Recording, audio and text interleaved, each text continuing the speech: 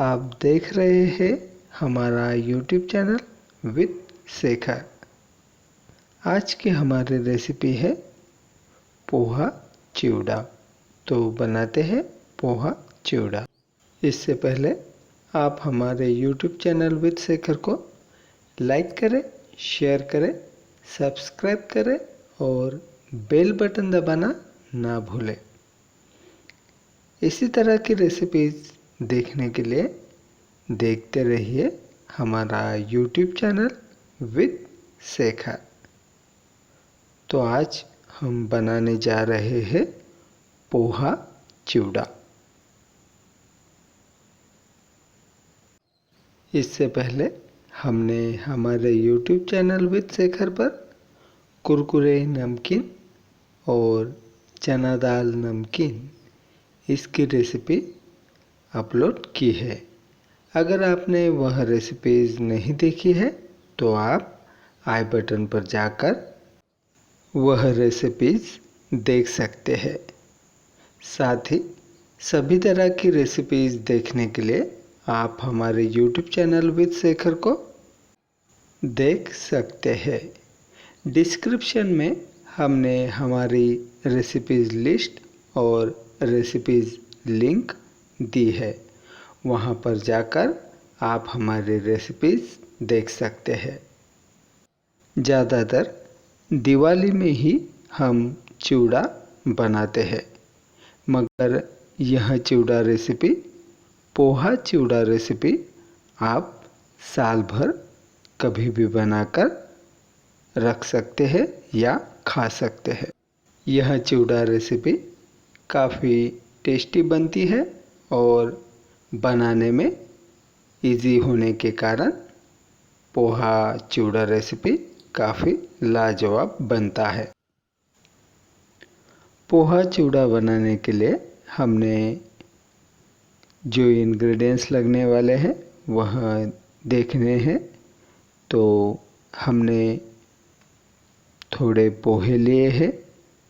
यह पोहे काफ़ी पतले पोहे हैं।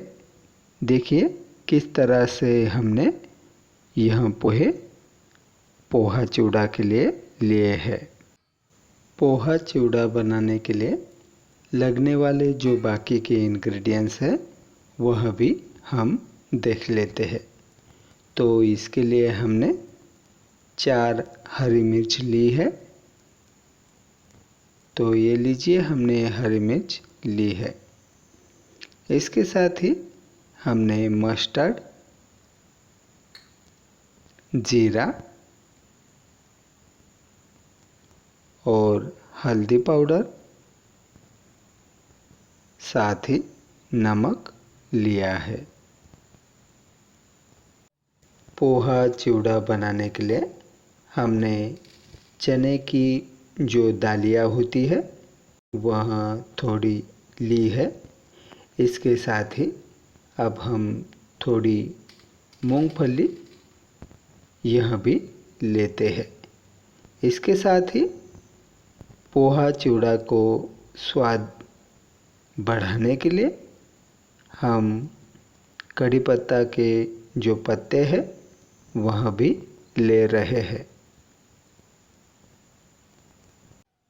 हमने थोड़ा हींग लिया है। साथ ही पीठी शक्कर हमने ली है। तो ये लीजिए, यह सभी इंग्रेडिएंट्स हम पोहा चिवड़ा बनाने के लिए इस्तेमाल करने वाले हैं। तो आइए बनाते हैं पोहा चिवड़ा। गैस पर कढ़ाई को रख देते हैं। तो ये लीजिए, हमने कढ़ाई को गैस पर रख दिया है। कढ़ाई को अच्छी तरह से गरम होने देते हैं। तो लीजिए, इसे गरम होने देते हैं। हमने जो चिवड़ा बनाने के लिए पतले पोहे लिए हैं वह अब हम लेते हैं और कढ़ाई में डाल देते हैं। तो ये लीजिए, हमने पोहे कढ़ाई में डाल दिए हैं। अब हम इस पोहे को अच्छी तरह से हिलाते हुए इसे रोस्ट कर लेंगे। हमें पोहे को हिलाते रहना है ताकि वो अच्छी तरह से रोस्ट हो सके। हमारे पोहे अच्छी तरह से रोस्ट हो चुके हैं और वह कुरकुरे भी हो चुके हैं। हमने पोहे को निकाल लिया है। हरी मिर्ची को छोटे टुकड़ों में कट कर लेना है। तो लीजिए, हमने हरी मिर्च को कट कर लिया है। हमने कढ़ाई में तेल डाल दिया है। अब हम कढ़ाई में थोड़ा मस्टर्ड डाल देते हैं और उसे अच्छी तरह से फ्राई कर लेते हैं। इसके साथ ही अब हम इसमें थोड़ा जीरा डाल देते हैं। तो ये लीजिए, हमने जीरा इसमें डाल दिया है। इसे अच्छी तरह से होने देते हैं। हरी मिर्च के टुकड़े इसमें डाल देते हैं। साथ ही चने की जो दालियाँ है वह हम इसमें डाल देते हैं।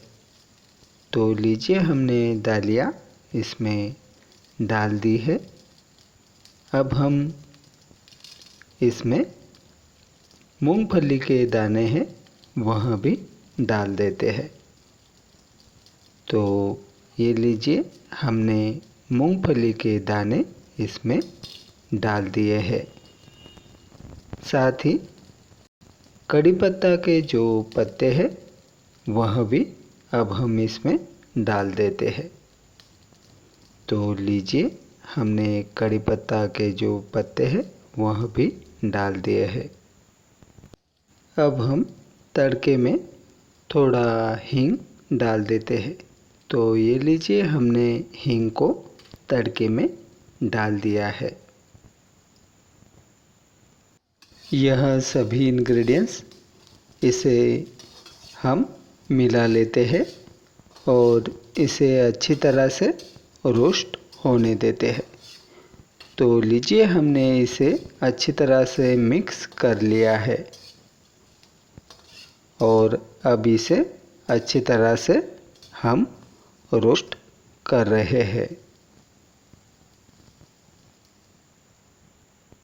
अब हम इसमें थोड़ी हल्दी पाउडर डाल देते हैं। तो लीजिए, हमने इसमें थोड़ी हल्दी पाउडर डाल दी है। इसे अच्छी तरह से मिक्स कर लेते हैं और इसे थोड़ी देर फ्राई कर लेते हैं।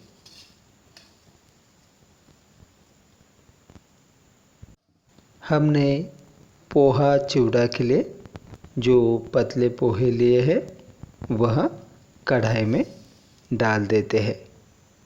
तो लीजिए, हमने पोहे को कढ़ाई में डाल दिया है।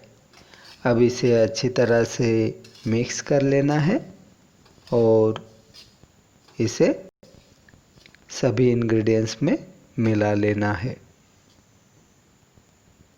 रोस्ट किए हुए पोहे हम इंग्रेडिएंट्स में अच्छी तरह से मिक्स हो सके और इसका चिवड़ा अच्छी तरह से बन सके, इसके लिए हमें इसे हल्के हाथों से चलाते रहना है। तो ये लीजिए, हम हल्के हाथों से इसे अच्छी तरह से चलाते रहे हैं और इसे अच्छी तरह से रोस्ट भी कर रहे हैं। तो लीजिए, इसका अच्छी तरह से कलर आ चुका है। अब हम इसमें स्वाद अनुसार नमक को ऐड कर देते हैं। इसके साथ ही इसमें थोड़ी पीठी शक्कर डाल देते हैं और इसे अच्छी तरह से मिक्स कर लेते हैं। तो यह लीजिए, हमने इसे अच्छी तरह से मिक्स कर लिया है और इसे हम चलाते हुए अच्छी तरह से हमने रोस्ट भी कर लिया है। तो यह लीजिए, हमारे यह पोहा चिवड़ा अब बनकर तैयार हो चुके हैं। तो यह स्वादिष्ट पोहा चिवड़ा बन चुका है। हमने जो पोहा चिवड़ा बनाया है, अब हम उसे कढ़ाई से निकाल लेते हैं।